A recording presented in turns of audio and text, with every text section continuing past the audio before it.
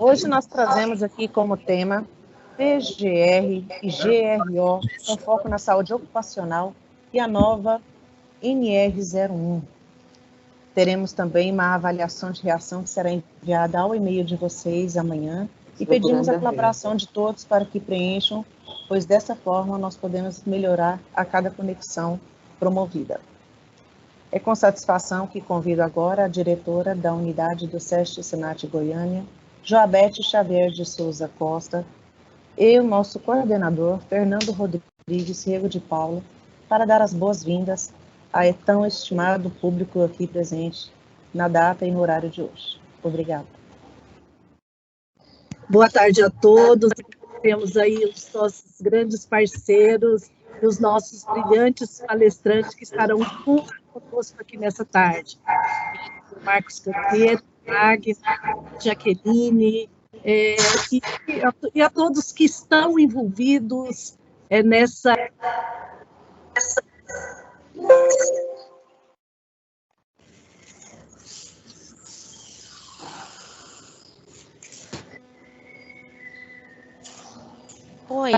Oi, boa tarde. Aqui nós registramos aí, né, a presença de várias empresas de transporte, de outros setores, de outros estados, e é com muito carinho e com muita certeza de que é um tema que vai contribuir.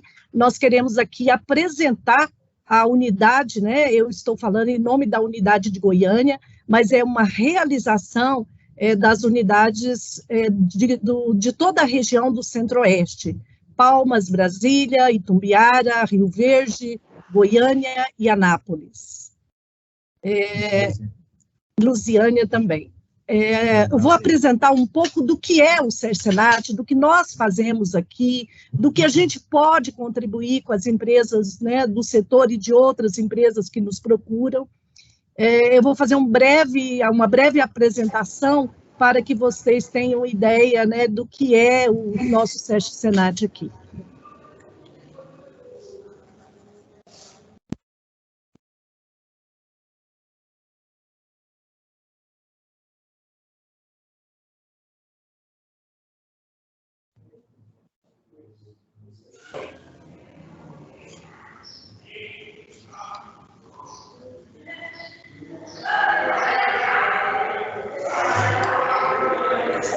Transporte e o Serviço Nacional de Aprendizagem do Transporte. O SESC, isso, tá aí, todos estão podendo ver, né? A nossa missão, né, enquanto SESC Senat, é transformar a realidade dos trabalhadores do transporte, de seus dependentes, e contribuir para elevar a competitividade dos transportadores. O que a gente oferece aqui, né, nessa unidade, nas outras unidades do nosso conselho e das 159 unidades espalhadas pelo país? Oferecemos educação profissional, assistência à saúde e atividades de esporte, lazer e cultura. Quem nós atendemos? Nós atendemos os trabalhadores do setor de transporte, transportadores autônomos, empresas e a comunidade local, a comunidade de todo o município, e os nossos transportadores, os trabalhadores em transporte, tanto do setor rodoviário, aquaviário, ferroviário e aéreo. A nossa atuação, ela contribui para quê? Para transformar a realidade dos trabalhadores do transporte, os seus dependentes e da comunidade, tanto nas questões de saúde, como no seu desenvolvimento da sua carreira profissional. Eleva a competitividade dos transportadores e a gente prepara os profissionais para o mercado de trabalho com práticas inovadoras e tecnológicas. Aliás, sobre esse item, né, hoje o setor de transporte lida com uma escassez de motorista e eu acho que a gente tem que pensar em estratégias que a gente possa estar atraindo profissionais para trabalhar nesse setor. Temos uma rede de atendimento, como eu mencionei inicialmente, de 159 unidades espalhadas pelo país. em Goiás, né? Nós temos unidade Goiânia, Brasília, Lusiânia, Rio Verde, Tumbiara e Anápolis. E temos também uma no Tocantins, que é de Palmas. Bom, no aspecto de saúde, o SEST, ele trabalha com saúde e qualidade de vida. E os nossos atendimentos em saúde é odontologia, fisioterapia presencial e online, psicologia presencial e online e nutrição presencial e online. Essas especialidades, é bom reforçar, que são especialidades que o trabalhador titular do setor de transporte, ele tem gratuidade nos serviços ofertados.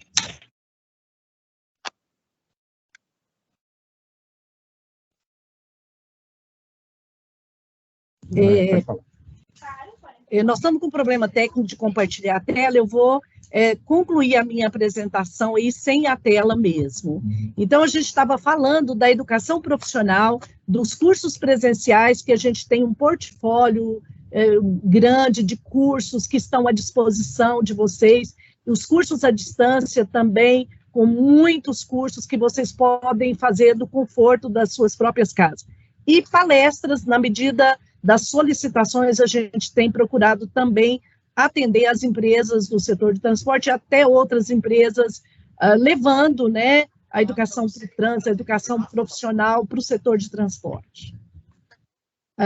Como eu falei, os cursos à distância, a gente tem 9 diferentes áreas, educação corporativa, as nossas salas são customizadas para treinamento, né, em empresa, fazemos as trilhas de aprendizagem, tudo no processo da educação profissional. E hoje a gente tem um diferencial em Goiás que nós fizemos, né, durante toda a pandemia, a possibilidade de fazer as aulas interativas, né, durante a Covid, durante todo esse processo da pandemia, nós fizemos as aulas através de web aulas, e essas aulas dos cursos especializados, né, que são os cursos que são regulamentados lá pelo CONTRAN, pelo DETRAN. E a gente faz todos os cursos especializados com recurso digital. E isso foi a garantia de continuidade na capacitação nesse momento de crise.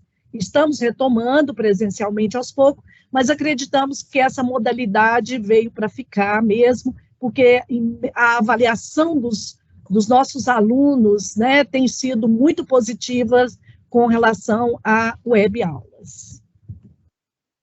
Então é isso, gente, o SESC Senat está aqui, e é com muito carinho que a gente apresenta a unidade, as unidades do nosso conselho, as unidades do nosso país, que fica à disposição para que a gente possa estar realizando os serviços. E, especialmente, esse programa da conexão, a gente está idealizando até ajudar as empresas na questão do programa de gerenciamento de risco. Ao final, nós vamos estar enviando um questionário, um forms, para as pessoas que tiverem interesse, e a gente vai estar estruturando um curso rápido para que vocês possam estar buscando maiores informações, verticalizar mais essas informações do PGR e da NR1.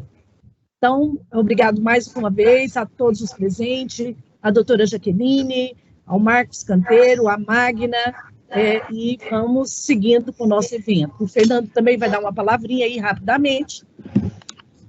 Olá, pessoal. Boa tarde a todos. Eu vou ser breve aqui, porque o nosso tempo aqui está muito apertado, mas desejar muito boas-vindas a vocês para o nosso evento aqui, que já conta com 396 pessoas presentes. Estamos muito felizes pela participação de todos e esperamos contribuir para essa tarde de hoje sobre essa nova NR1, especificamente falando sobre o PGR, que é de suma importância hoje para as empresas, e estamos aqui à disposição como SESC Senat, Unidade Goiânia e demais unidades do nosso Conselho Centro-Oeste. Boa tarde a todos e obrigado pela presença. Estão me ouvindo, pessoal? Peço desculpas aí por esse transtorno, mas vamos dar continuidade aqui ao nosso evento. Ok.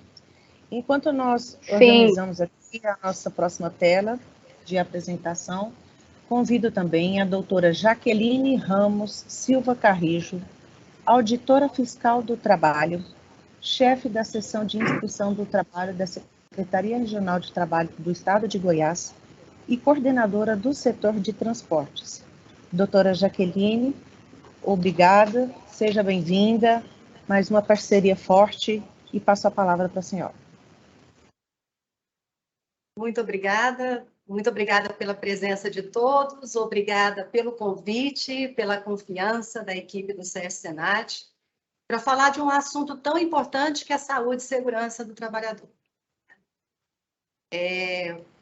Puxando o gancho na fala da Joabete, na verdade, os programas de SST, e aí eu incluo o PGR, eles são importantes para o país, eles são importantes para os trabalhadores, e nessa área especificamente, né, do transporte rodoviário, são importantes para a redução dos índices de acidentes do trabalho no trânsito, dos acidentes de trânsito, envolvendo motoristas profissionais nesse meio ambiente de trabalho que é gigante, né, que é a malha rodoviária brasileira, uma das maiores do mundo, né? Karine, tem condições de colocar a tela? Sim, doutora, já estamos organizando. Pode dar continuidade à sua fala que a gente já vai projetar. Então tá.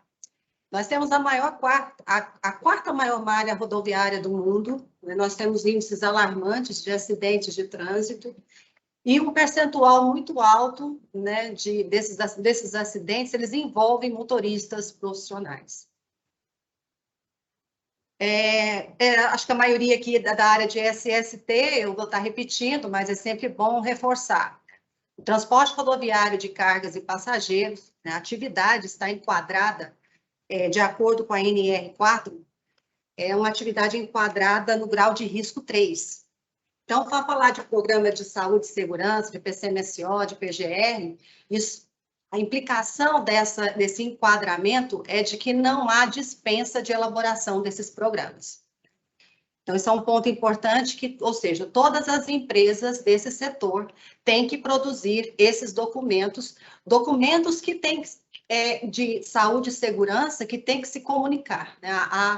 As normas de saúde e segurança, elas têm que se comunicar de acordo com as especificidades das atividades, dos setores e tudo mais. Que esse é um outro aspecto importante. Quando a gente fala de saúde ocupacional, o programa maior é o PCMSO. Então, o responsável, o médico do trabalho responsável pelo PCMSO, ele deve estar sempre, né, atento, né, e se comunicando de maneira permanente com os responsáveis técnicos dos outros programas. Com relação ao PGR, verificada alguma dúvida, alguma inconsistência, o médico do trabalho deve, né, entrar em contato com os responsáveis pela elaboração do PGR, né, naquela fase de inventário de riscos, né, da avaliação dos riscos especificamente, para que a efetividade, né, desses programas seja alcançada. A próxima tela, por favor, Karine. É sempre importante nós reforçarmos que é princípio do direito do trabalho aplicável, né, da primazia da realidade. Então, eu coloquei essa tela aí para mostrar para vocês o esforço, né, das instituições de Estado, governamentais e não governamentais, para reduzir acidentes, mas sempre pautado por aquilo que acontece na pista, tudo pautado por aquilo que acontece no mundo real, né, desses trabalhadores. Essas imagens são de trabalhos nossos executados em conjunto, inclusive com o SERJ Senat, aonde a ênfase da nossa atuação foi a saúde desses trabalhadores, no caso aqui, transporte rodoviário de carga. Uma série de exames, uma série de testes sendo ofertados, né? Que a Magna, a doutora Magna, ao final, ela reportará o resultado desses exames, desses testes realizados em pista. E o que é isso? São evidências. As observações, uma escutativa constante e permanente, além dos dados, né? Isso tudo tem que ser analisado pelo médico do trabalho em conjunto com os responsáveis pela elaboração do PGR. tanto lá na fase de inventário de riscos, quanto lá no plano de ações, no plano de ação, e depois também na sequência disso aí, que é o monitoramento e uma análise crítica permanente, que é necessária para verificar a efetividade, né, desse plano de ação, inclusive. Voltando um pouco no assunto inventário de risco e no princípio da primazia da realidade. É papel da auditoria fiscal do trabalho aplicar o princípio da primazia da realidade. Então, não é o fato de o risco não estar identificado, não está escrito no PGR, que a auditoria não vai considerá-lo. Isso não anula a realidade. Então, ter responsáveis técnicos, profissionais de SST, treinados, capacitados, qualificados, né, atuantes no setor, de forma permanente, né, buscando conhecimento, né, da organização e dos processos de trabalho, que são dinâmicos também no setor de transportes, é extremamente importante para o gestor, né, para que esses programas não sejam mais, não sejam só um papel, né, que você vai colocar na gaveta da sua empresa para apresentar para o fiscal quando ele chegar. Isso não nos interessa. O que nos interessa é a redução dos acidentes, é a efetividade do que você faz, a realidade que você transporta para esses documentos e a sua coragem enquanto gestor, disposição, empenho, né, de reduzir acidentes, né, de promover a saúde e segurança dos trabalhadores da sua empresa, dos seus estabelecimentos. É a realidade que nos importa e os seus esforços também nesse sentido, é isso que interessa, né? Então, nós estamos falando aqui de valorização da saúde ocupacional, né? E aí nós vamos falar também de perigo, falamos aqui de perigo e falamos de risco ocupacional. Essas duas palavrinhas, né, o conceito delas, a aplicação desses conceitos na sua realidade no mundo do trabalho vai fará a diferença quanto à efetividade das suas ações. Então, conhecer o potencial de provocar danos é importante demais. Tem que conhecer. Para isso também você precisa ter de experiência, precisa ter conhecimento, né, do processo da organização do trabalho. Um dos processos de organização do trabalho mais difíceis, mais complexos que existe, porque envolve, como eu falei, a malha rodoviária. No glossário da nova NR1, há os conceitos de perigo e de risco. Pode passar para frente, Karine, por favor. E na estrutura do PGR, quando vocês analisam as normas regulamentadoras e dão atenção especial para a nova NR1, né, fica muito clara a importância, né, dessa articulação entre os programas. Eles têm que existir e eles têm que caminhar, trabalharem juntos, os profissionais e os processos em desenvolvimento de forma bem articulada. Desenvolver esses programas em cima da realidade é fundamental, porque, como eu falei, é papel da inspeção do trabalho aplicar o princípio da primazia da realidade, aplicar o princípio da proteção e aplicar a norma e a condição de trabalho mais benéfica, que muitas vezes pode até não estar escrito, olha só, numa norma regulamentadora, né? Aliás, o direito do trabalho, ele não está limitado ao que está escrito numa CLT, ainda mais no mundo do transporte, né, tão rico, tão dinâmico. Nós temos tantas normas de proteção aí que poderão ser aplicadas e isso, todos os responsáveis técnicos têm que trazer esses conhecimentos, né, para que, como eu falei, o objetivo é reduzir os acidentes de trabalho no trânsito. E aí, mais uma questão, assim, conceitual também, com relação às normas regulamentadoras, né? Nós temos normas de aplicação geral, e a NR1, ela é uma norma de aplicação geral. Aí nós temos a 3, a 7, a 9, normas especiais, a 10, a 12, a 17, a 35, e normas setoriais, a da construção, a da saúde, e a NR36 de frigoríficos. A nova NR1, ela entrou em vigência no início desse ano, em 3 de janeiro de 2022. Próximo, Karina, fazendo um favor. Próxima tela. E Os objetivos dessa alteração estão aí expostos. Modernizar, né, a aplicação das normas de proteção do trabalhador, já que o mundo do trabalho ele é dinâmico, ele é complexo, e eu volto no dinâmico, especialmente no setor de vocês. Promover uma cultura, né, de saúde e segurança no trabalho, sempre, né, essa é uma missão institucional da Inspeção do Trabalho. E a norma, ela foi elaborada com esse espírito também. Desenvolver um modelo eficaz de gerenciamento de risco, não é só para produzir papel, né? É para esse programa, na verdade, ele tem que ser um propósito, né, da empresa, dos estabelecimentos, né, tanto públicos quanto privados, né? Garantir segurança jurídica é importante também, né? E volta aí o princípio da primazia da realidade, porque toda essa realidade que envolve o processo e organização do trabalho dos profissionais desse setor, dos trabalhadores desse setor, precisam ser trazidos, né, para esses programas. E como eu falei, eles interagem, os vários programas de SDST, eles interagem. A próxima tela, fazendo favor. Eu coloquei imagens, né, de trabalhadores fazendo exames, testes, e, como eu falei, a doutora Magda, ao final, ela trará o resultado desses exames que foram feitos em pista, né, onde os trabalhadores concordaram, ninguém foi obrigado a nada, eles concordaram, né, a fazer esses exames, e os números são realmente muito preocupantes. Não é só o acidente de impacto, o físico, né, que potencializa o risco de acidentes. A saúde ocupacional, ela importa, e muito. O conceito da nova NR1, na nova NR1, entrou o conceito de organização, né? Isso implica numa responsabilidade de toda a cadeia que está envolvida, né, que acaba, participa desses processos de organização do trabalho. E aí envolve todo mundo. Como eu falei, o setor de transporte rodoviário, ele está enquadrado pela NR4 em atividade de risco 3. Então, todos esses programas, eles são necessários.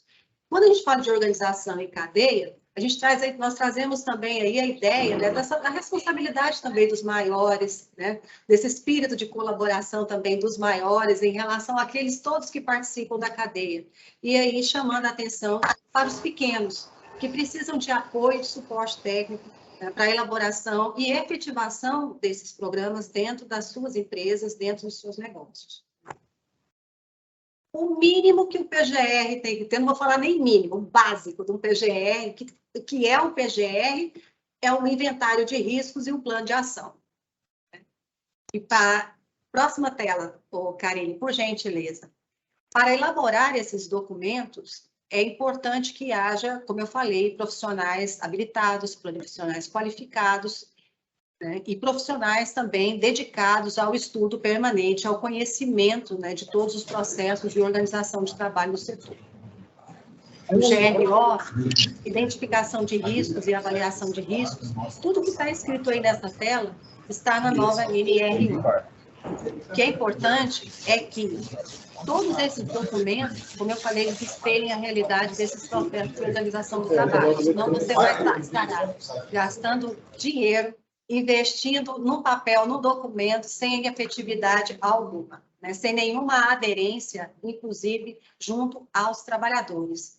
Porque até mesmo a adesão, vamos dizer assim, do trabalhador ao cumprimento, né, desses protocolos, ao cumprimento dessas normas de segurança, está muito relacionado a identidade, né, a identificação deles com relação aos processos e essa organização. E aí, participação efetiva do médico do trabalho dentro das empresas. Né? Qual o papel dele? Né? Essa comunicação que o médico do trabalho tem que ter dessas empresas e não só ficar fazendo serviço, vamos supor, né?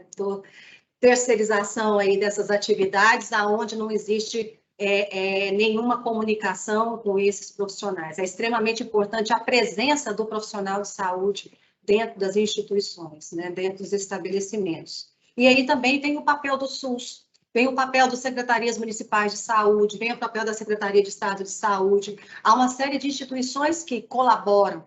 Vejam, esses trabalhos que nós realizamos aqui no Estado de Goiás, nós contamos com o apoio e participação da Secretaria de Estado de Saúde e das Secretarias Municipais de Saúde. E eu tenho certeza que toda essa parceria e aliança, né, todos nós conseguimos, né, com tudo conversado, planejado, bem articulado, nós podemos, todos conseguem levar isso para dentro da sua realidade. Né?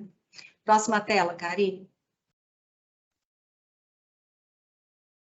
Novamente, falando sobre o inventário de risco, o plano de ação e o PGR, eu acho que eu já falei bastante a respeito desse espírito, né, dessa nova da norma, né, em relação à necessidade de profissionais habilitados, qualificados, médicos do trabalho participando desses processos da organização, médico do trabalho tendo essa crítica permanente em relação aos riscos ocupacionais, a importância da evidência, a importância da escuta ativa, dessa interação, né, com os trabalhadores e com a própria empresa. Isso é fundamental para a efetividade desses programas. À medida que há um amadurecimento na elaboração e na implementação dos programas, obviamente, os resultados alcançados serão cada vez melhores. O importante é começar de forma correta, né, com um profissional habilitado, qualificado, e partícipe dos processos, partícipe dessa organização do trabalho, partícipe dessa organização, né, com esse conhecimento ampliado, para que não seja, como eu falei, mais uma produção de papel que fica na gaveta só para mostrar para fiscal. Esse não é realmente o objetivo. Né? A próxima tela.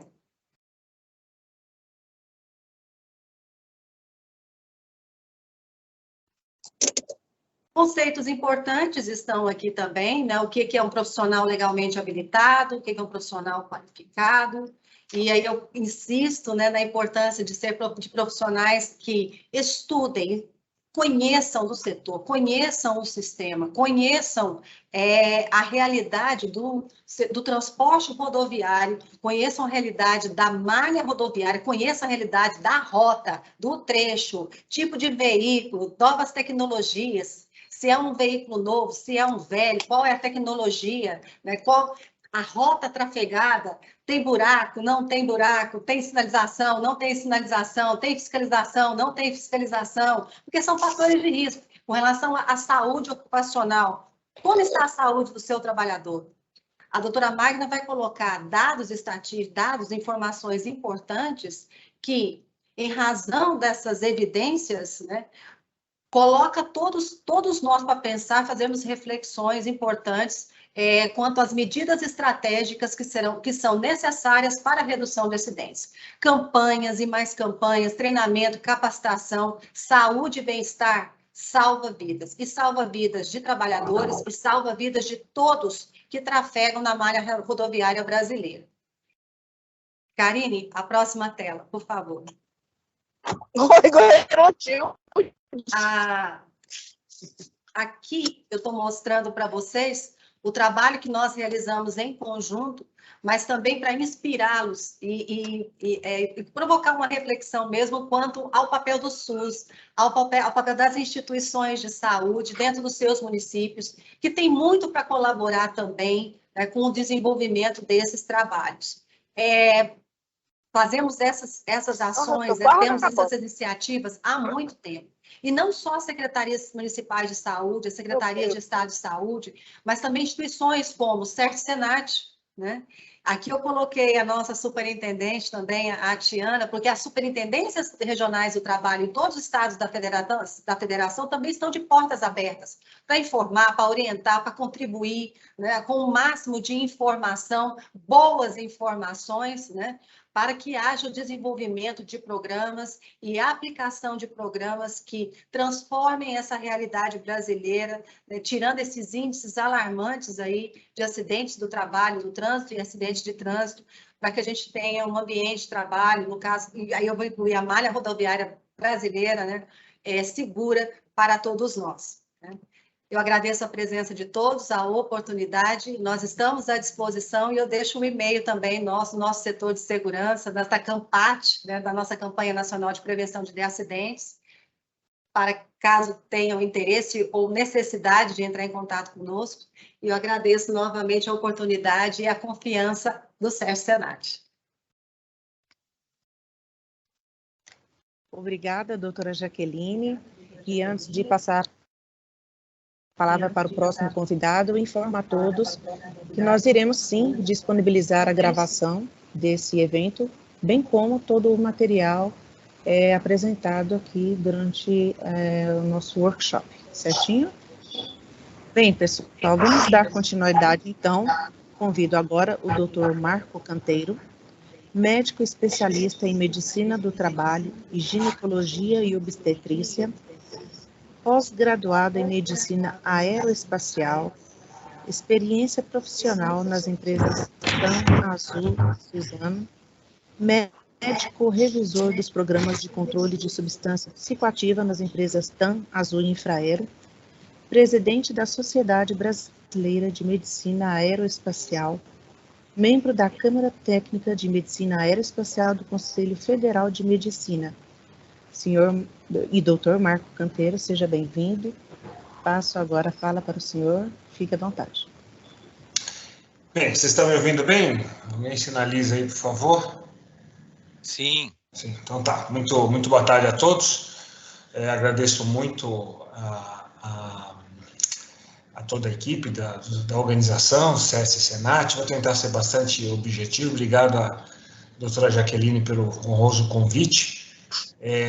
Pode passar o próximo, por favor? Eu vou tentar ser bastante objetivo nos resultados do que foi encontrado nas avaliações que foram feitas, coordenadas na pista. A minha proposta aqui, sendo bem objetiva, é passar para vocês o que foi encontrado numa amostra populacional e, a partir disso, o que a gente pode fazer. Né? Então, essa é a minha parte nessa história bacana aqui. Olha que interessante, a gente pesquisou 83 pessoas que foram avaliadas aleatoriamente, pessoas motoristas de caminhão, se não na totalidade, quase todos homens, e a gente tem aqui um percentual de 20% de peso adequado. 20%. Na população brasileira, o dado é ruim, é 40%. Nessa população estudada, foram 20%.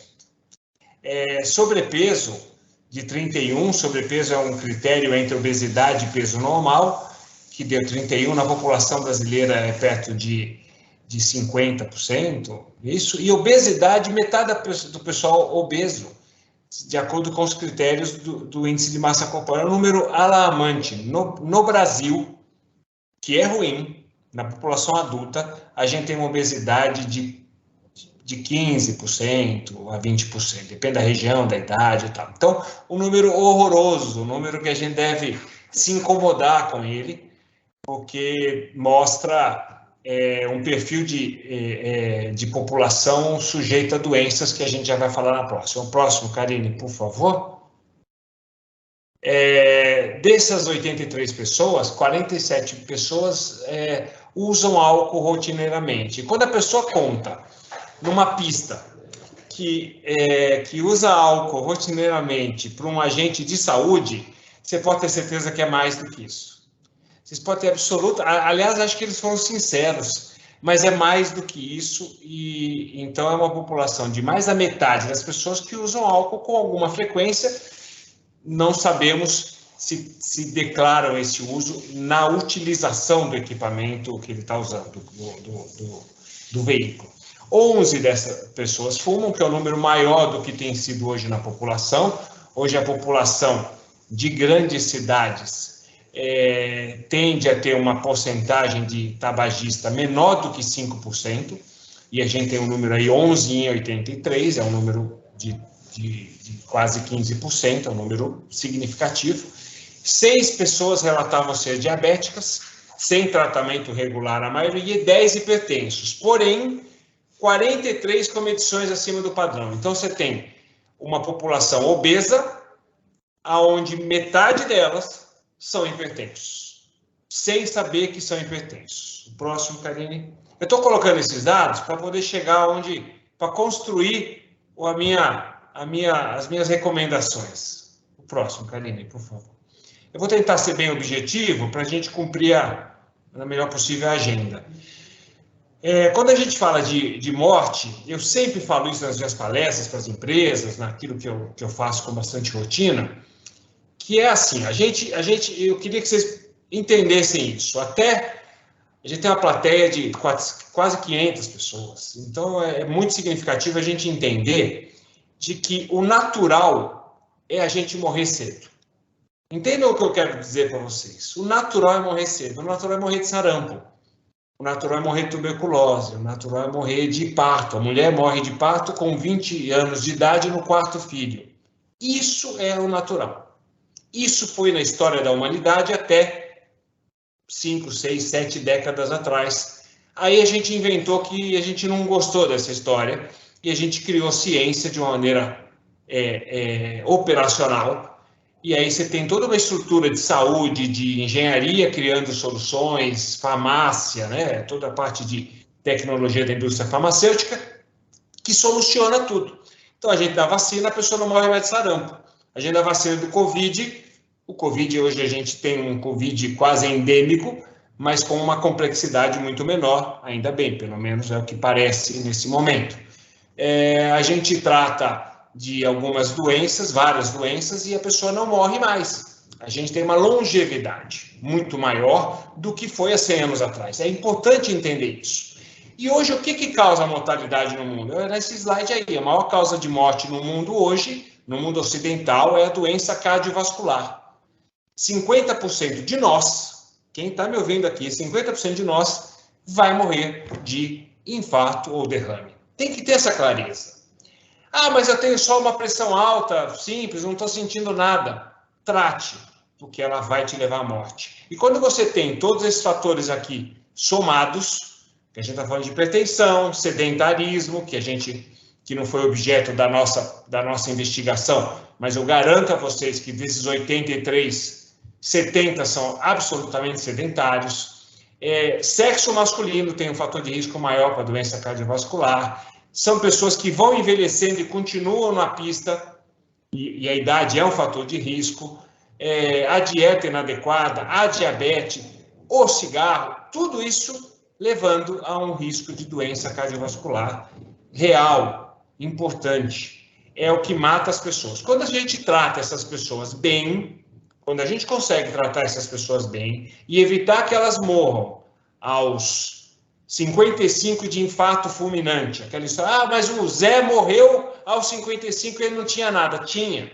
Ele era obeso, ele fumava, ele era hipertenso e não tratava, tinha colesterol alto e não sabia, e era sedentário. Vocês sabem essa história que eu estou contando. Mas quando a gente consegue mudar essa história natural, isso é natural, quando a gente consegue mudar essa história natural da doença, como a gente faz com a vacina do sarampo, como a gente faz com antibiótico para uma infecção qualquer, quando a gente muda essa história, a pessoa vive até os 80 e aí vai ter complicações de Alzheimer. Aí é outra coisa. Aí é outra coisa que a gente está caminhando para também ter soluções que cheguem na vida das pessoas. De forma que eu tenho um refrão, um slogan que eu falo sempre, que é você viverá 100 anos. E a gente está caminhando para isso. Quem está aqui me ouvindo e tem 30 anos, tenha certeza que você viverá 100 anos. Mas, para viver 100 anos, você precisa controlar suas doenças. E essa nossa população não controla. É aí que eu quero chegar. É só vocês olharem e quase todo mundo dessa população tem meia dúzia desses fatores de risco. Tá? O próximo, por favor, Karine.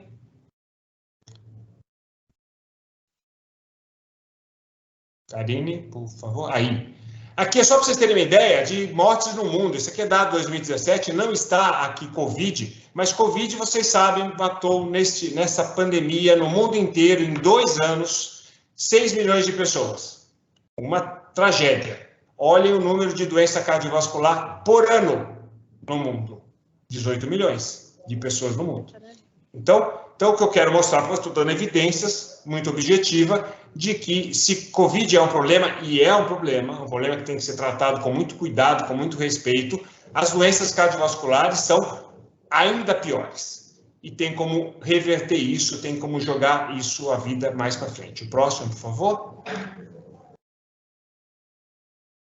Aqui é só uma figura, tá mostrando aqui nessa figura aqui em cima, à direita, mostrando o colesterol, a importância do colesterol ser tratado. E as pessoas nem sabem que tem colesterol alterado e quando tem, minimizam o problema. O problema é real, tem que ser tratado, tem que tomar remédio, fazer exercício, comer direito. Não há outra opção, a outra opção é a morte. Tem que entender isso. Se a gente consegue transformar isso nas pessoas, as pessoas passam a ter um comportamento diferente. Não é fácil, mas é possível. O próximo, por favor, Karine. E aí tudo isso impacta também em saúde mental. Então, falei agora de saúde física, mas a saúde mental é muito importante num motorista. A gente está falando fundamentalmente de motoristas, né? E a saúde mental é muito importante. As pessoas têm que ter... Acho que alguém está falando aqui que estão vendo... Vocês estão vendo a mudança dos slides aí? Espero que sim. A gente colocou aqui um neurônio para mostrar que o cérebro ele tem conexões imensas, inúmeras, milhões de conexões cerebrais que fazem a gestão das nossas emoções, que fazem a gestão das nossas escolhas. E quando a gente não está bem por cansaço, por estafa, por uso de medicações que atuam no cérebro, a gente muda comportamento. Então, o próximo, por favor. É um vídeo, não sei se vocês conseguem me ouvir, é um vídeo alemão sobre o efeito de drogas no comportamento humano. Então, vocês estão vendo aí na heroína, espero que todo mundo esteja vendo, como é que é a condução de um veículo para quem usa algumas drogas. Algumas drogas que estão aí não são usuais no Brasil, mas para mostrar que as pessoas... A LSD não é uma droga usual no Brasil, por exemplo, mas olha, vejam que dá alucinação visual significativa. Aí a droga brasileira, né? A droga brasileira que dá a sensação de poder. A pessoa se sente poderosa, é uma droga muito utilizada, imaginem o risco disso. O álcool, que todo mundo conhece os efeitos do álcool, inclusive esse aqui que travou? Não, olha só, ele perde totalmente a noção.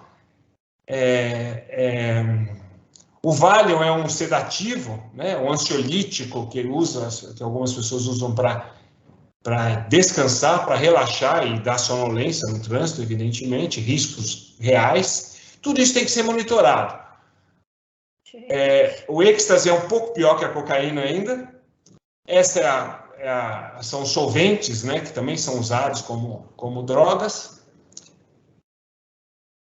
E o absinto que... acho que essa era a última, pode passar para o próximo. Muito bom, então eu estou mostrando para vocês que quando você tem, existem aspectos da personalidade humana que são fundamentais para um motorista. Então o pensamento, o planejamento, a tomada de decisão, a atenção, são fundamentais. Quando você tem um comprometimento da saúde mental, seja lá por qual motivo for, ou por estafa, ou por fadiga, ou por uso de drogas, você perde os aspectos de personalidade. E isso tem um impacto na segurança da pessoa e do trânsito. Próximo, por favor. Até ter o burnout, que a gente chama, que é um esgotamento, muitas vezes relacionado ao profissional, que é quando a pessoa realmente perde, e isso acontece em todas as carreiras, pode acontecer. No motorista, isso pode acontecer, tem um impacto imenso em risco de acidente. Vocês sabem os números dos acidentes muito melhor do que eu, porque eu sou da aviação, não sei se, acho que no começo ali foi a Karine, acho que comentou, eu sou médico de aviação, então a gente segue práticas de excelência na aviação, porque o acidente aéreo não é tolerável. Entendam isso? Quando cada um de vocês aqui entra num avião, não existe a possibilidade de um acidente aéreo. Então, os padrões de performance, de excelência, de segurança são elevadíssimos, com uma segurança muito, muito grande. Só que a gente não transporta isso para os outros tipos de transporte. Então, e deveria, porque é a mesma coisa. A diferença é que quando tem um acidente, mata menos pessoas por vez. Mas tem muito mais acidente de trânsito, todo mundo sabe, do que acidente aéreo. Então, eu acho que a gente tem que seguir as boas práticas da aviação, que são difíceis, são operacionalmente difíceis, mas que têm motivos. Para que quando a gente entra... Nenhum de nós aqui entraria no avião se o piloto tivesse usado cocaína. E a gente anda no trânsito, no nosso carro, do lado de um motorista que pode ter usado. Percebam a complexidade, é sério o assunto, não dá para minimizar. O próximo, para terminar, recomendações. Ter um acompanhamento médico sério, não protocolar. A doutora Jaqueline explicou agora há pouco, não precisa ser só para cumprir a lei. Da parte médica, quando eu faço um atestado de saúde ocupacional, eu estou aqui numa empresa que eu trabalho, quando eu faço um atestado, a última coisa que eu estou preocupado é em fazer um atestado para cumprir lei. Eu faço um atestado para garantir que aquele profissional tenha saúde, para garantir que ele vai operar o seu equipamento, a sua atividade com plenitude, tanto do ponto de vista de segurança do trabalho, quanto de não adoecimento no trabalho, quanto de cuidar da saúde dele, porque ele vai viver muito. E se ele viver mal, ele vai adoecer, vai morrer precocemente, tudo aquilo que a gente não quer. Então, acompanhamento médico regular, seriamente, de uma maneira muito, muito correta. Alguém está comentando aí que muitos médicos não façam isso, mas a gente tem que incentivar. Isso é verdade. Isso é verdade. A gente sabe que muitas vezes, por uma série de motivos, e aqui eu vou defender minha categoria, por uma série de motivos a gente acaba não conseguindo entregar na excelência, mas vamos dar a melhor condição. Vamos dar a melhor condição para que o médico faça a melhor condição e cumpra da melhor maneira. Muitas vezes a condição não é legal, ou não há uma cobrança nesse olhar, a cobrança é só do atestado e ele só entrega o atestado. Então, a proposta é que a gente eleve o nível, é bom para todo mundo, é bom para o negócio, em última análise. Tem muita gente que está aqui na nossa plateia que é empresário. O empresário quer o resultado e tem que querer mesmo. Ainda bem que o empresário tem o resultado e é o que a gente tem que ter mesmo. O mundo precisa do empresário, precisa do resultado, porque emprega, por tudo que é bom do empreendedorismo. E não pode ter prejuízo. E a gente fala muito prejuízo. Um funcionário ruim gera, ruim que eu digo, mal cuidado, que não tem, acaba gerando muito acidente e que gera um prejuízo na outra ponta. Né? Próximo, por favor. Quero terminar logo, porque alimentação é um assunto grandioso, mas a gente tem que falar de alimentação. Não é o fórum aqui, mas a alimentação tem que ser falado. A área médica, a área da empresa, do RH das empresas, eventualmente, educar as pessoas a ter boas práticas de alimentação. Não é fácil. Mas se a empresa não estimula, a pessoa vai comendo a coxinha e a Coca-Cola com açúcar, porque sem açúcar é um pouquinho melhor, mas com açúcar é um veneno, e a pessoa usa isso de rotina. Próximo, por favor. E o exercício físico, que aqui está num cenário ideal, num parque, com equipamentos ideais, alguém vai falar, pô, mas isso não é possível para o motorista. Esse cenário talvez seja difícil, mas um cenário em algumas situações é possível sim. A gente sabe que tem restrições, tem problema de segurança, tem um monte de problemas. Mas se não tiver na agenda da pessoa fazer exercício, ele não vai nem considerar a possibilidade, mesmo quando é possível. Tá? Próximo, por favor. Aqui é uma brincadeira que para melhorar a sua vida, a gente sempre fala isso, eu falo isso nas palestras. 1 hora de exercício, 2 litros de água, 3 xícaras de café sem açúcar, 4 frutas, 5 pequenas refeições, 6 dias de sexo. Eu sempre brinco que para ser feliz tem que ter 6 dias de sexo, pode descansar na segunda, eu brinco isso. 7 minutos de risada, ser feliz e dormir o melhor possível. Estou colocando 8 horas, é um grande problema dos... Eu estou totalmente fora. É um grande problema dos motoristas, são as horas de sono. Então, isso tem que estar na agenda também, para privilegiar o sono sempre que possível. Às vezes não privilegia, às vezes poderia dormir, mas não tem a higiene do sono. O próximo, Ele não entende. Eu sou casado. Alguém recomendou, eu sou casado, que eu não entendo. Principais recomendações. Essa é a última tela, só para dar o cenário para vocês. O PCLSO das empresas tem o risco real, o risco ergonômico, o risco físico, o risco químico, que é o que o PGR vai entregar para todo mundo. Muito bom, e é muito importante, é o que a doutora Jaqueline apresentou para nós. Mas o PCLSO pode ter boas práticas de saúde como recomendação. Então, eu sei que tem médicos do trabalho aqui também assistindo, e que a gente pode ter boas práticas recomendado em programas de promoção de saúde, qualidade de vida, de monitoramento de doenças crônicas. O controle toxicológico é mais do que uma obrigação legal. O controle toxicológico é um valor para a companhia. Experiência na Infraero, na TAM, na antiga TAM, na velha Buatan e na Azul. O controle toxicológico é espetacular, muda o comportamento das pessoas. E a gente fazia isso, não era só para piloto, a gente fazia para o pessoal de pista, para o pessoal administrativo. Era um conceito, é um valor na aviação. Isso tem impacto também em segurança pública, em tráfico de droga, é mais um assunto grandioso. Vacinação, tá na moda, e temos que aproveitar essa moda, vacinação. Aqui no quarto item aí eu coloco, né, que o cuidado com as pessoas, prevenção de acidente, quer dizer, a gente está falando de dinheiro.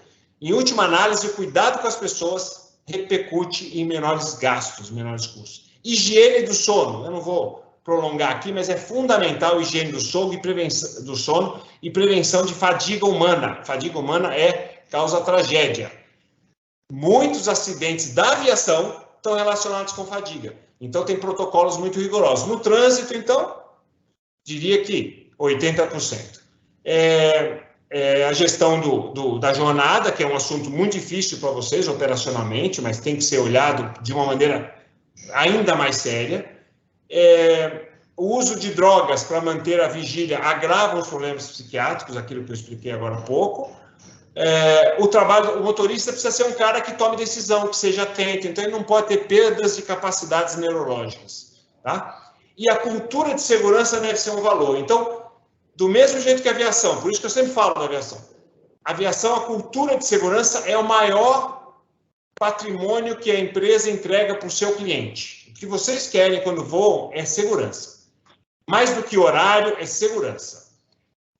No transporte também tem que ser assim. Tá? O próximo. É isso. Acho que terminou, não sei se tem mais algum, não lembro mais. Acho que é isso. Eu fui rápido, embora demorei aqui, mas eu quis ser rápido para poder passar e tem a doutora Magna que vai falar. Agradeço muito e fico à disposição. Muito obrigado.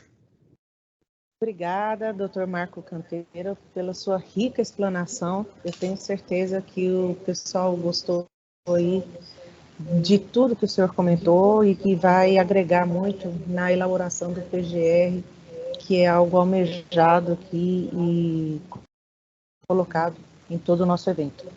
Bem, pessoal, antes de passar a palavra para a próxima convidada, vou disponibilizar aqui para vocês o link de acesso aos materiais. Só um instantinho.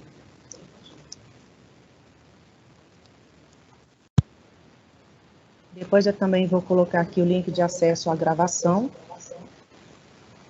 e a avaliação de reação ao final do evento. Chegou aí para vocês? Sim? Não ainda.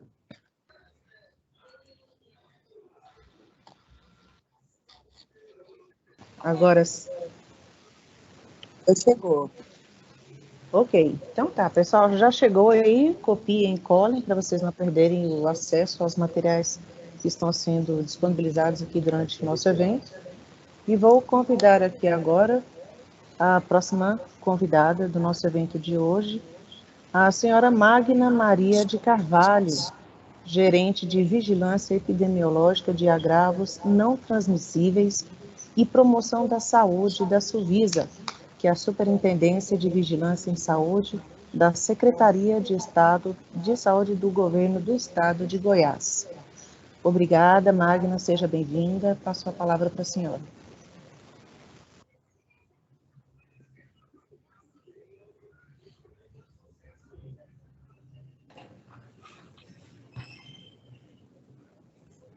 A senhora não nos ouve? E acho que me removeram da reunião por engano. Eu entrei rapidinho, novamente. Então, tá. Seja bem-vinda de novo, então. Obrigada. Pode, então, já projetar? Acho que não está na tela. Pessoal, só uma observação. Para onde foi enviado o link? Ele está nas conversas. No chat está disponibilizado o link, tá? Vocês estão visualizando aí os slides da senhora Magna, pessoal? Sim. Ok. Prontinho, senhora Magna. Então, boa tarde, pessoal. É um prazer estar aqui. Eu gostaria primeiro de agradecer a oportunidade, né, em nome da Secretaria Estadual de Saúde, doutora Jaqueline, parceira nossa, ao SESC, Senat, né, pelo convite. Muito obrigada, é um prazer estar aqui. Então, conforme, né, me foi encomendado pela doutora Jaqueline, eu vou fazer mais um relato de experiência, né, da participação da Secretaria de Saúde no operativo, né, intitulado Saúde e Segurança no Trabalho Salvam Vidas, que foi realizado no posto, né, da Polícia Rodoviária Federal de Anápolis, em Goiás. Então, não é a primeira vez, né, que a Secretaria participa desses eventos. A gente tem, antes da pandemia, até com certa frequência, realizado eventos dessa natureza, né, sempre em parceria com esses órgãos. E, então, assim, os resultados que eu vou trazer aqui, eu posso dizer que, na verdade, eles não foram uma surpresa para a gente, porque a gente já conhece, a gente sabe que esse grupo de profissionais, né, motoristas de cargas, eles representam um grupo de risco, não só para acidente de trânsito, mas para algumas doenças, como as doenças cardiovasculares, que representa a primeira causa de morte, conforme o doutor Marco já apresentou aí anteriormente. Então, a gente já esperava encontrar resultados preocupantes. Mas o que eu posso dizer aqui é o que não sei se talvez a própria influência desses.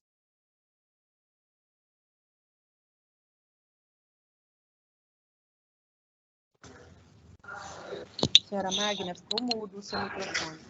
Cortando. Então, não sei até onde ficou mudo, mas eu acho que ele está desativando sozinho, porque eu não estava nem mexendo aqui, mas vamos lá. Eu não sei de onde vocês, até onde, a partir de onde ficou mudo, mas o que eu disse, então, é que, assim, os resultados que a gente encontrou, eles não foram surpresa para a gente, porque a gente já sabia que essa população é uma população de risco, mas eles foram piores do que aquilo que a gente esperava, com base em outros eventos dessa natureza que nós já participamos. Então, pode passar, Carinho, pode passar o próximo. Bom, então, um resumo, assim, do que, né, a doutora Jaqueline até já falou, né, um pouco na apresentação dela, o doutor Marco também, mas foi um operativo grande, né, com muitos profissionais de saúde. Nós éramos 38 profissionais, nós conseguimos atender numa manhã 83 motoristas, e os principais serviços oferecidos, né, pelo menos por nós da área da saúde, da Secretaria de Saúde, foi a verificação da pressão arterial, a verificação do peso e altura, até para a gente construir o IMC, que é o Índice de Massa Corporal, né, que a partir dele a gente consegue verificar as pessoas em relação ao peso normal, sobrepeso ou obesidade, a verificação da glicemia, né, que é a taxa de açúcar no sangue, para avaliar diabetes. Foi oferecido, né, serviço de vacinação contra influenza e Covid, teste rápido de Covid e também de algumas ISTs, infecções sexualmente transmissíveis, como hepatite B, C, sífilis, HIV, e tem orientações em relação à prevenção do tabagismo, do álcool e outros fatores de risco para essas doenças. Próximo, Karine. Próximo. Então, esse gráfico até já foi mostrado pelo Dr. Marco e foi um dos que mais chamou a nossa atenção. Então, do total de indivíduos, daqueles 83, né, 7 deles eles não quiseram, né, verificar peso e altura, mas dos 77 que verificaram, na verdade, esse gráfico foi um dos que mais chamou a atenção da gente. Por quê? Porque o sobrepeso e obesidade, Inclusive, o último estudo que o Ministério da Saúde publicou, de 2020, em torno de 50% a 55% da população brasileira tem excesso de peso e obesidade. E esse dado nessa população, ele chegou quase ao dobro disso. Então, com sobrepeso foram 31% dos motoristas e 48,1% com obesidade, né? Então, se a gente somar o sobrepeso com obesidade, esse valor chegou quase 80%, ou seja, pouco mais de 20% estavam com peso normal. Então, isso, de fato, foi um dos dados que mais sobressaltou aos nossos olhos. Próximo. E aí, consequentemente, né, assim, a hipertensão e a diabetes, elas têm uma relação íntima, né, com o excesso de peso. Então, outro dado importante foi a medida da pressão arterial, né, onde essa estimativa é que 30% da população, em torno de 30%, são hipertensos. E aqui, mais uma vez, o dado sobressaltou, ou seja, a gente tinha mais pessoas com a pressão alterada do que com a pressão normal, 53%. E isso que a gente, assim, seguia toda uma técnica de verificação, porque a gente sabe que, às vezes, a ansiedade, tudo isso pode alterar, então a gente esperava um tempo, verificava, fazia uma nova medida, né, daí alguns minutos.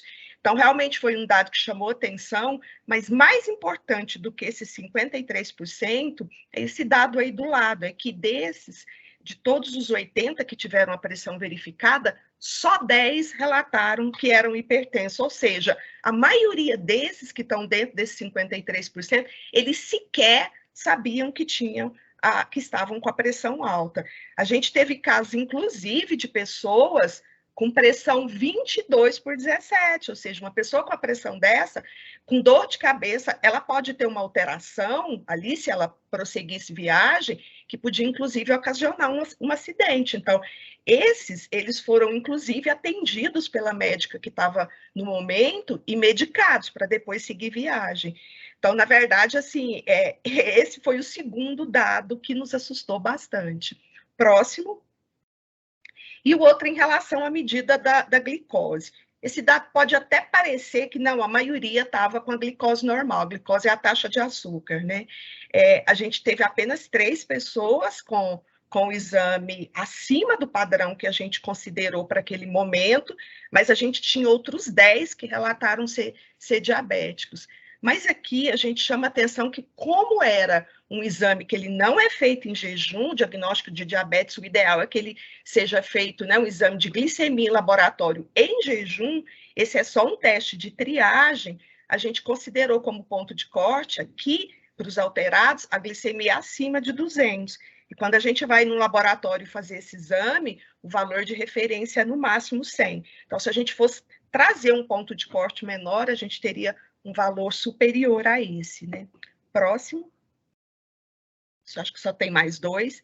Esse aqui o doutor Marco até já mostrou, né, que foi o número de fumantes, né? Foram 11 fumantes, então isso dá 14,5% do total das pessoas que foram, né, entrevistadas lá no momento.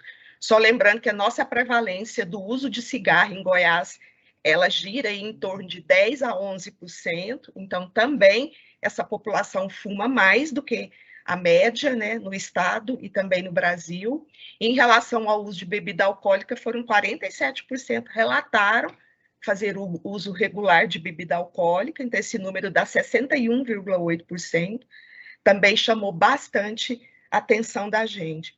O próximo, em relação aos testes, né, foram realizados 63 testes rápidos, né, para pesquisa de SARS-CoV-2.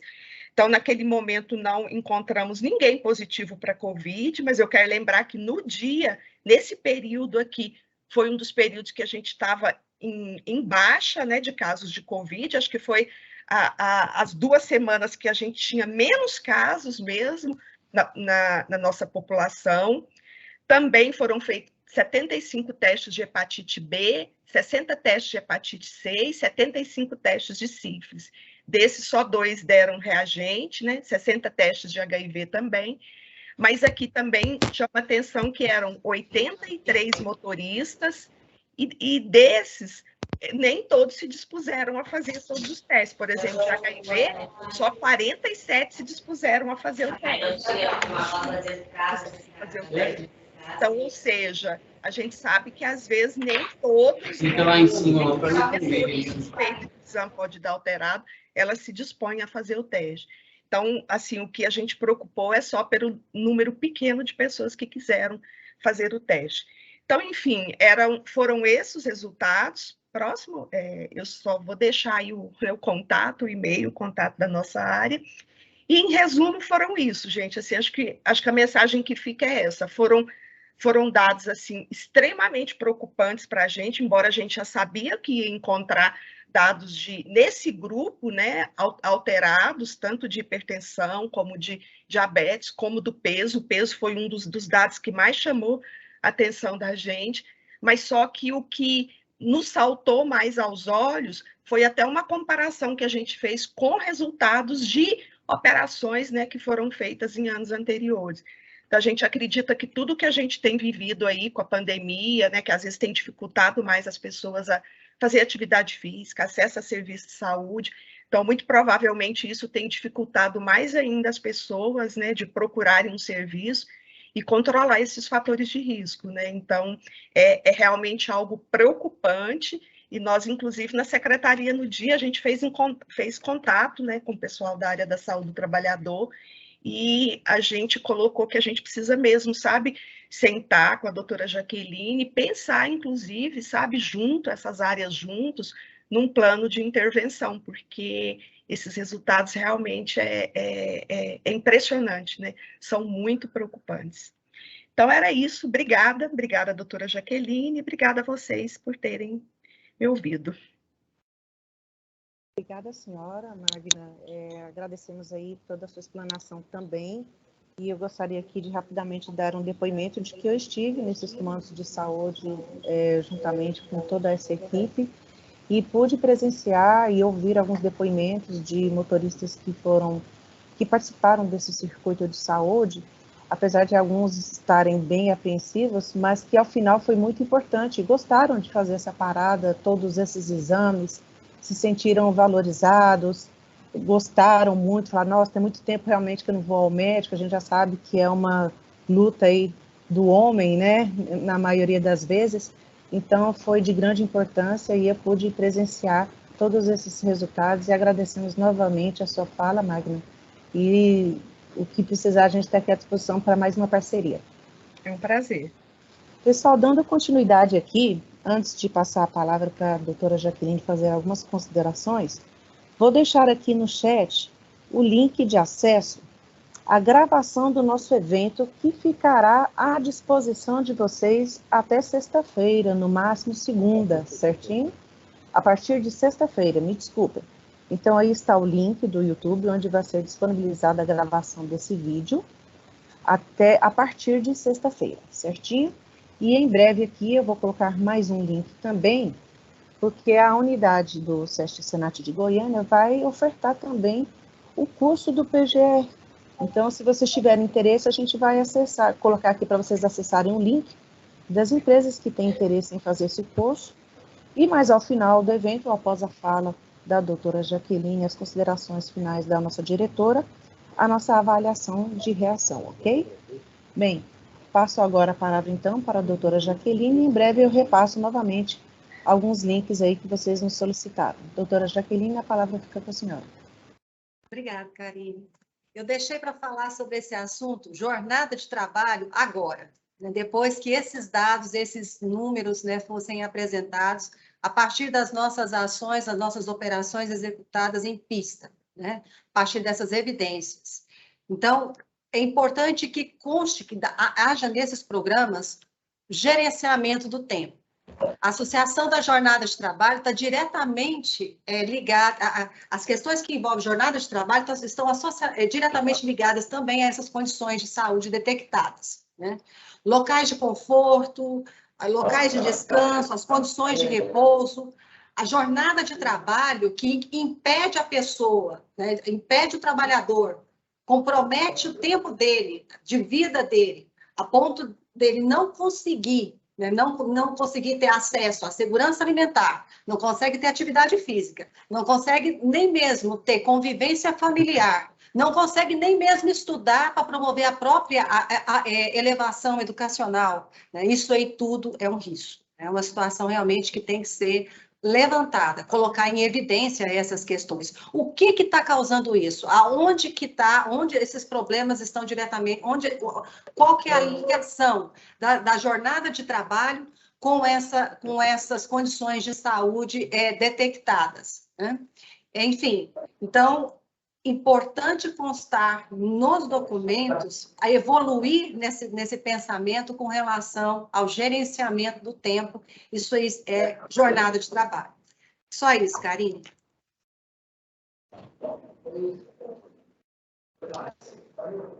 Vocês estão me ouvindo?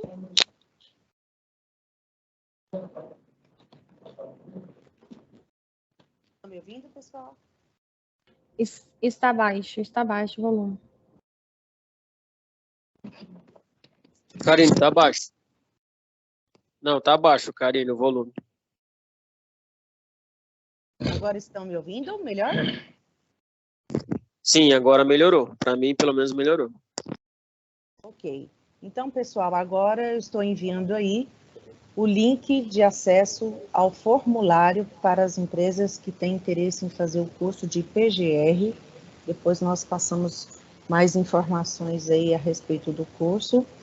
E vou passar as últimas considerações e os agradecimentos da nossa diretora, enquanto eu coloco o link da avaliação de reação e as considerações finais da doutora Jaqueline, novamente, caso ela queira falar mais uma vez, certinho? Vou passar, então, a palavra agora para a diretora da unidade do SESC Senat Goiânia, Joabete. Bom, gente, a minha palavra é de agradecimento. O objetivo nosso com essa conexão era fazer um despertar, né, para as possibilidades que a gente tem de cuidados com a saúde ocupacional do nosso trabalhador, de nós mesmos enquanto trabalhadores. E que o PGR não é uma coisa que está distante, mas que a gente pode construir. E através do curso, a nossa intenção é desmistificar isso, é mostrar para os trabalhadores, né, para as pessoas responsáveis, que não é um bicho de 7 cabeças fazer o PGR, desde que a gente esteja envolvido e comprometido com isso. Eu gostaria de agradecer a todos presentes, o número foi muito significativo, estamos muito felizes com o nosso alcance, e agradecer a Jaqueline de coração, né, minha amiga do coração aí, a Jaqueline, a Magda, o doutor Marcos, né, e toda a equipe do SESC Senat, que aqui nós estamos um grupo para proporcionar isso para vocês, que é a Karine, o Fernando, a Verônica e o Walter, que estamos aqui juntos para proporcionar isso para vocês. E a todos os diretores, os gestores das nossas unidades de Goiás, que ajudaram na divulgação desse evento. Nosso muito obrigado, né? E vai seguir aí a avaliação, que é importante vocês fazerem, o Forms, onde tem um link que você vai responder a respeito do curso. E alguém perguntou no chat, o curso é gratuito para o trabalhador em transporte? Sim, mas o SESC Senat trabalha também com preços subsidiados para outros, são preços que a gente não tem objetivo de ter lucro, né? Mas para o trabalhador em transporte, para as empresas de transporte, é ofertado gratuitamente, sim. Nosso muito obrigado. Doutora Jaqueline, quer fazer mais alguma fala? Só reiterar os nossos agradecimentos, a participação, inclusive, de empresas de outros setores econômicos. Afinal de contas, o transporte transporte rodoviário praticamente está, né, em todos os setores, na maioria dos estabelecimentos, já que é o modal prevalente no Estado brasileiro. Agradecemos imensamente a oportunidade e a colaboração da Secretaria de Estado de Saúde, do SESC Senat, da Polícia Rodoviária Federal, da Agência Nacional de Transportes Terrestres, enfim, né, de todos os envolvidos nessa busca aí permanente pela redução dos acidentes de trabalho no trânsito, pela redução de acidentes do trânsito na malha rodoviária brasileira. Muito obrigada a todos. Doutora Jaqueline?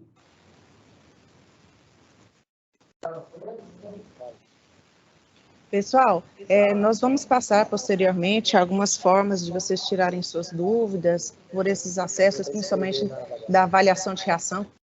Coloque essa avaliação de alguma dúvida, de algum e-mail que possamos entrar em contato para não estender mais o horário.